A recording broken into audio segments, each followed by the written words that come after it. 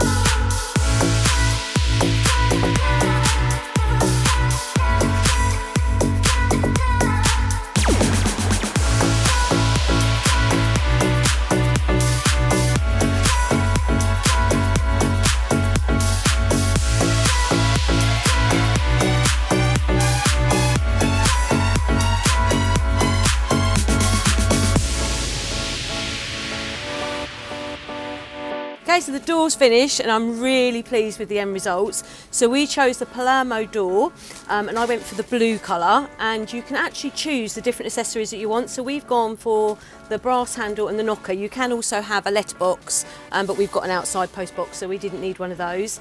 And the main feature that I wanted was to have some glass within the actual door itself, because we've got quite a dark hallway and I needed to let some light in, so I'm really pleased with this. Big thank you to the guys at Beautiful Homes UK. They've done an amazing job, as you can see, in installing it, all the finer details and finishing the trims and things, and I can't recommend Palladio enough.